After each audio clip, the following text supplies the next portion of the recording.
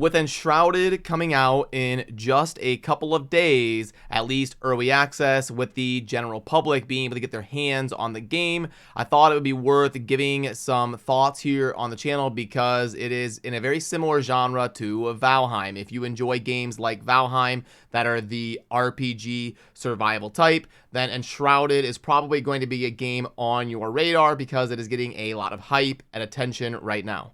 And there is one thing that is giving me a little bit of trepidation about the long-term health of the game, and that is the whole discussion around procedural generation and a static map. And while we talk about this, I want to show you this post that I saw on the Enshrouded Steam page under the discussions section because the game developers actually responded. And we have this post right here from Darth Tanyan talking about static map versus procedural generation. Otherwise, people just usually call it proc gen. And what this refers to is a static map is going to be every single player plays on the exact same map, and you can really share as a community, like, hey, go over here, there's a really good iron mine to hit, or go over here, this boss fight is really hard. That is going to be a static map, and games that are like this are games like Grounded or The Forest that kind of come to mind. Then when you're talking about proc gen, you're talking about a map that is going to be generated as like a map seed every time you make a new game, and this gives an extremely different player experience based on every single person spawning in a different world that procedurally generates. And games that would be an example of proc gen would be Minecraft, Valheim, Rust, and games like that. And both of these map styles and game styles have different advantages and disadvantages. Usually, the main advantage of a static map is the developer can put a little bit more care into crafting that map to have it be more balanced, to have it be more robust, more fancy, better graphics, things like that, because you kind of load the assets in once and they're there ready to go. Plus, the game developer can really make sure the gamer is going to have a very good and balanced experience with a very specifically handcrafted map. But then on the flip side, some of the advantages of proc gen is going to be that the community can really come together to discuss and find really good map seeds and replay value, because every single time you play the game with different friends or on a different map or a different seed, you're going to have a radically different experience. Plus, exploration is a little bit more fun because every single map is different. Obviously, you have to discover things for the first time every single time you restart. So a good way to think about this in general is that typically, not always, but typically, static map games will have a little bit better first time experience playing through the game. But proc gen type maps will have a little bit more replay value because you get a different experience every time. So it's a little bit of a trade-off, and both methods have an advantage and a disadvantage. So now that we've kind of laid the groundwork, I want to show you this post and we'll talk about the developer's response, and then I'll give you my thoughts on this. So right here, Darth Tanyan is saying, I have to admit, I like the game, but I am concerned that it is a static handmade map. Most games I play are ones that involve survival and base building. The most hours I have are in the ones where the map changes, which are procedurally generated. It adds life to the game. Valheim and 7D2D being my two most played. Sure, I have hundreds of hours in Ark, V Rising, and Conan, but a lot of that was because when the new expansion drops, I play it again. So basically, this person, we don't have to read everything word for word, you can see it on the screen, but basically this person is saying that they're concerned about the fact that Enshrouded is going to be a static map because it could hurt the replay value, which is definitely a valid concern. And let's scroll down and see what the game developer said in response to this.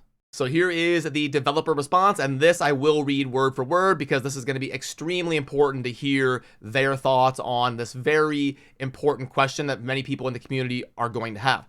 Hi there, because our game is a highly detailed voxel-based world and has a strong emphasis on story and exploration, we decided that a pre-built world would be the better option for our game. This wasn't done out of laziness or because procedural generation would be too hard, but rather that procedural generated worlds inherently come with a pretty strong lack of structure. They will always be inherently less detailed and coherent than a hand-built world, which would have made it pretty much impossible to actually achieve a level of storytelling and world building that we wanted to do within our game. There's definitely upsides to both systems, but because many survival games already use procedural generated worlds, we wanted to do something different. We are definitely aware of concerns players have for replayability, but rest assured we have a lot planned to make sure our game is rich with content and can be played for a very long time. So, okay, first of all, massive shout out to them for instantly addressing some concerns, because this is going to be a very popular question and talking point that players are going to be discussing and curious about. They responded, it looks like, on the same day that this was posted on their Steam page. So at least we have confirmation that there is going to be some transparency in Enshrouded, and they're willing to have some discussions on their Steam page. That alone is better than a lot of developers out there, unfortunately. And then as far as my actual opinion on this, I have no doubt that Enshrouded is going to be an extremely successful game. It's going to make a profit. It's going to sell very well, because I already see it's getting a lot of hype. It's getting a lot of coverage in social media. It's getting a very high wish list. And it looks like most people who have tried some of the private early access type stuff are coming away from the game with a generally positive sentiment. So I bet it's going to at least do decently well. But I will say that for me personally, I tend to agree with the OP here on this topic, because I do believe there is a very real reason as to why games like Minecraft and Valheim and Rust are the type of games that can survive for 5-10 years. It's because the experience is so radically different every time. Instead of really focusing on that first playthrough being as perfect as possible, I think you're better to kind of go with the long-term success that proc gen can give you, with players having map seeds and different experiences to really maximize the replayability value.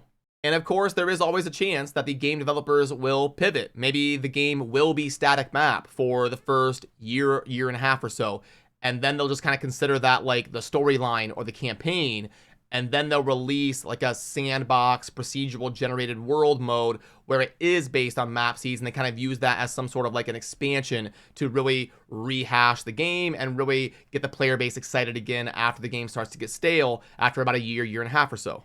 So I wouldn't say this like kills my motivation to play the game, but it is definitely something that I'm worried about in terms of the long-term success of Enshrouded. But I'll definitely keep you in the loop here on the channel. I'll be playing through Enshrouded and trying it out and giving you my thoughts as a review, giving you some beginner guides, doing tier lists, and doing all sorts of the type of content that I like to cover in games like this. So remember to subscribe down below to see all of the future content coming out here on the channel around Enshrouded and other popular games in the survival RPG space. Plus, feel free to let me know your thoughts down below as well. I always enjoy reading through your opinions down in the comment section on videos that I release. So have a good rest of your day. Thanks for watching. Peace.